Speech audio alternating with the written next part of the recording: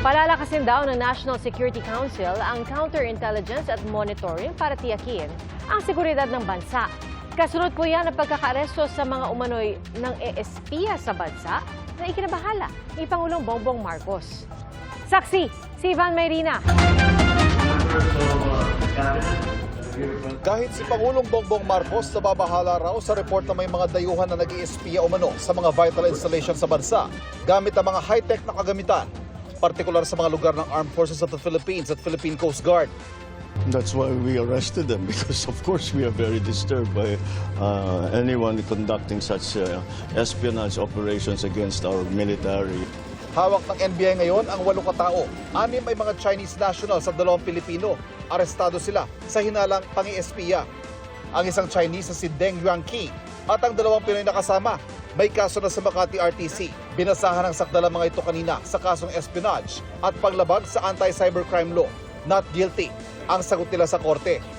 Ang sabi ng National Bureau of Investigation at Armed Forces of the Philippines, may koneksyon si Deng at ang 2 Pinoy niyang kasamahan sa 5 pang Chinese national na inaresto sa hinalang espionage. Intelligence information that we've gathered, meron kasi kaming PUI na wala rito. Nasa China. Basically China because yun yung identification niya na nagdidirect sa grupo na to. So isang grupo, dinadeng, din pangalawang grupo itong kinakain. Mayroong yung isang individual na nagdidirect sa kanila. Ayon sa NBI Cybercrime Division, kasama sa mga lugar na sinurveillance ng grupo ni Deng ay ang mga power plant, power grid sa Luzon, kasama ilang substations ng National Grid Corporation of the Philippines o NGCP. Na-surveillance na rin daw nito ang Malampaya gas field sa Palawan. Ayon kay Lagtok, gumamit sila ng LIDAR sensor na kayang kumuha ng lahat at kumpletong detalye ng isang lugar. Mataas daw ang level of accuracy ng data na nakukuha at real-time napapadala kung saan man nila gusto. Kung ang surveillance daw ni Deng ay land-based, ang 5 namang Chinese ay pinresenta kahapon, sea-based umano ang pagmamatsyag. Bukod sa mga malakasang CCTV na may telephoto na kinabit nila sa Ulugan Oyster Bay, nalagyan din nila ng CCTV ang Buliluyan Port. Buliluyan, Bataraza is of strategic importance in the south of Palawan.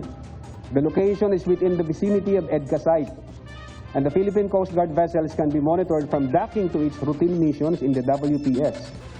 It serves as a secondary port due to its proximity to the North Balabac Strait, a vital sea lane of communication, where some PLA Navy vessels have been monitored passing through in the past months. Maging sa Subic sa Zambales, na-surveillance na rin daw. Yung isa dyan, airstrip. Yung isa yung, I think, naval base and then yung power grid. Then yung isa, yung may makikita kayo yung red na dot na rin, yun yung position ng ating perpetrator. Tignan nyo, may marka siya. May marka siya towards and may marka siya sa left side. Nung translate natin through Google Translate, may nakasulat na Navy, may nakasulat na airport. So mayroon silang pinaplano po dyan, yung pangyayari na yan. Kaya hinihintay daw ng Pangulong Marcos ang investigasyon ng NBI tungkol dito. The investigative services are still developing more information to see exactly what these 5 have been what operations they have been doing while they've been here in the Philippines. Dahil yung iba matagal nang nandito, nakapangasawa na ng mga Pilipina. At sleeper talaga, sleeper. Ang tinatawag na sleepers. Sa isang pahayag, sinabi ni National Security Advisor Eduardo Anyo na patuloy na magbabantay ang pamahalaan para pagtibayin ang pambansang seguridad sa pamagitan ng pagpapalakas ng counterintelligence at monitoring. Para sa GMA Integrated News, ako si Ivan Mayrina, ang inyong saksi. Mga kapuso, maging una sa saksi. Mag-subscribe sa GMA Integrated News sa YouTube para sa iba't ibang balita.